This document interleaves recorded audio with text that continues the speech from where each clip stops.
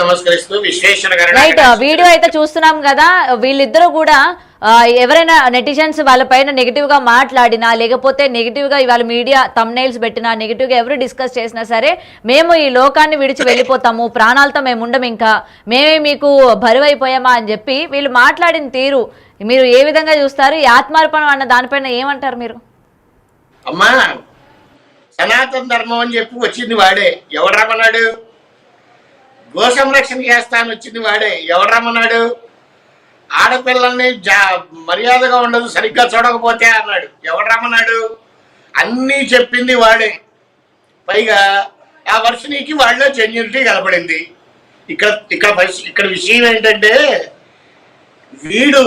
వీడి image damage అవుతుందని తెలిసి సడన్ గా మీడియా ముందుకు వచ్చి సొల్లంతా చెప్తే ఇంటానికి ప్రజలు చెవుల్లో పూలు పెట్టుకోలేరు. నువ్వు ఆత్మార్పణ ఆత్మార్పణ చేసుకోరా, ఎవడికి నష్టము? దేశానికి ఏమన్నా నష్టమా? రాష్ట్రాలకి ఏమన్నా నష్టమా? కాకపోతే నీతో పాటు ఆ అమ్మాయి కూడా ఆత్మార్పణ చేసుకుంది అని ఒక చిన్న బాధ అంతే. నువ్వు చస్తే చావు. ఎన్నిసార్లు చెప్తావు నేను చస్తా అని? చచ్చేవాడు ఎప్పుడు చెప్పి సావడు. నేను ఈ సరిహద్దులకే రాను అని చెప్పావు కదా, నువ్వు ఎక్కడల్లా వస్తావు? భారతదేశం మొత్తం పోలీసులు ఉంటారు. నువ్వేదో అతి తెలివిగా మాట్లాడుతున్నానని మాట్లాడుకో. అయితే గురుగారు ఇది కేవలం బ్లాక్ మెయిల్ చేయడానికి మాత్రమే ఇలాంటి వీడియో రిలీజ్ చేశాడు అనుకోవచ్చా? అందరికి కూడా బ్లాక్ మెయిల్ చేస్తున్నాడు అనుకోవచ్చా? 100% బ్లాక్ మెయిలేనమ్మా. అంతకు ముందు ఎన్నిసార్లు చెప్పలా ఆత్మార్పణని? శ్రీకాళహస్తిలో చెప్పాడు, ఇంకో చోట చెప్పాడు. చెప్పేవాడు ఎప్పుడు చెప్పిసావాడు. ఆ తర్వాత ఇక్కడ పాయింట్ ఏంటంటే అసలు వీడి వెనకాలన్నటువంటిది ఎవరు పెద్దలున్నారు?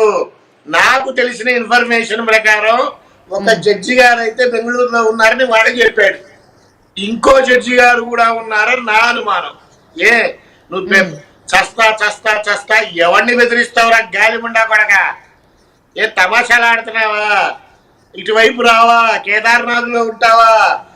అదే మొన్నటి వరకు కూడా తను చెప్పడం జరిగింది, నేను తెలంగాణ వస్తాను, తన పైన ఉన్న కేసులకి సంబంధించి నేను క్లారిఫికేషన్ ఇచ్చుకుంటాను అని నిన్నటి వరకు చెప్పిన వ్యక్తి ఈ రోజు నేను అటు ఆంధ్రాకి కానీ తెలంగాణకు కానీ నేను రాను, నేను ఇంక ఇక్కడే ఉంటాను, మీరెవరు మా జోలికి రావద్దని చెప్తున్నాడు. అబ్బా, మీకు పాయింట్ అర్థం కావట్లా. చట్టాలను తిట్టాడు, న్యాయస్థానాలను తిట్టాడు, డిపార్ట్మెంట్ వాళ్ళని కొట్టాడు. ఏ మీడియా అయితే వాడిని హైప్ చేసిందో ఆ మీడియా వాళ్ళని కూడా ఫోన్ చేసి కత్తులతో చంపేస్తా అన్నాడు. వాడి పక్కన ఎవడో గొట్టంగాడు ఉన్నాడు, వాడి శిష్యుడు. వాడు ఫోన్లో మాట్లాడటం. ఈడికే గతి లేదు. ఒరే దొంగనా కొడక, నీ నాటకాలు చాలా చూసా. ఫస్ట్ ఇప్పుడు నేను ఒక మాట మాట్లాడుతున్నా ఇను. నువ్వు ఎవరికి ఫోన్లు చేసి డబ్బులు ఆఫర్ చేశావో నాకు తెలుసు. నీ వెనకాల ఏ రాజకీయ నాయకులు ఉన్నారో నాకు తెలుసు. నీ వెనకాల డిపార్ట్మెంట్ వాళ్ళు ఎవరున్నారో నాకు తెలుసు. ఇవన్నీ నేను హైదరాబాద్ వచ్చి విత్ ప్రూఫ్స్ తో ప్రెస్ మీట్ పెడతా. మొత్తం కూడా గురుగారు అంటే మీరు మొత్తం కూడా సేకరిస్తున్నారా వివరాలన్నీ? అంటే ఏ పొలిటీషియన్ ఉన్నాడు లేకపోతే డిపార్ట్మెంట్ లో ఎవరు ఉన్నారు అని చెప్పి, ఇటు లాయర్స్ కానీ లేకపోతే జడ్జిలు కానీ ఎవరెవరు ఉన్నారు అని చెప్పి ఇప్పుడు మొత్తం కూడా దానికి సంబంధించిన ఇన్ఫర్మేషన్ అంతా కూడా మీరు గ్యాదర్ చేస్తున్నారా? మొత్తం ఇన్ఫర్మేషన్ గ్యాదర్ చేస్తున్నాను. ఆల్మోస్ట్ 60% ఇన్ఫర్మేషన్ వచ్చేసింది. ఇప్పుడైతే నేను రివీల్ చేయదలుచుకోలేదు, మీడియా ముందుకి కూడా రాను. ఇవన్నీ డైరెక్ట్ గా ముఖ్యమంత్రి గారికి అందజేస్తాను. తర్వాత మీడియాకు వస్తా. ముందరే మీడియాకు వస్తే ఈ ముండా కొడుకు వేసే నాటకాలు ఏంటో నాకు బాగా తెలుసు. ఇక్కడ పాయింట్ అది కాదమ్మా. నేను ఒక మాట మాట్లాడతాను, దయచేసి మధ్యలో డిస్టర్బ్ చేయొద్దు. విశాఖపట్నంలో ఒక గురువు ఉన్నాడు. ఆయన గురువు అని నేను అనను. ఆయన పేరు యోగి ప్రభాకర్ గారు గతంలో కూడా మాట్లాడారు కదండి. గతంలో ఈయనకి బట్టలు కప్పడం కావచ్చు అన్ని అతను గురువు అని చెప్పాడు కదా. ఒక్క నిమిషం తల్లి. ఈ యోగి ప్రభాకర్ గారు వీడిని తీసుకెళ్లి బట్టలు కప్పి వీడు అఘోరావాడు, వీడు తోపు తురుము, వీడంత గొప్పవాడు లేడు అని మీడియాకి చెప్తే ప్రస్తుతం చిన్న చిన్న సాధనలు చేసుకునే వాళ్ళు ఏ స్థితిలో ఉంటారో ఆలోచించండి. ఆయన చెప్పిన దానికి నమ్మి ఈ ముండా కొడుకు దగ్గరికి వెళ్తే వీడికి ఏమొచ్చు?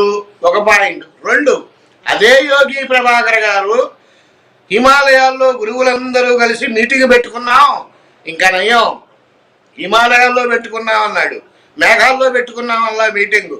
తల్లిదండ్రుల అనుమతి లేకుండా ఎవరిని తీసుకురాకూడదు అని కొత్త విషయాన్ని, ఓ గొప్ప విషయాన్ని కనిపెట్టినట్టు చెప్పాడు. తల్లిదండ్రుల అనుమతి లేకుండా ఏ పని చెయ్యకూడదని నువ్వు చెప్పేదేంటి? భగవంతుడే చెప్పాడు. ఏం సందేశం ఇస్తున్నారు?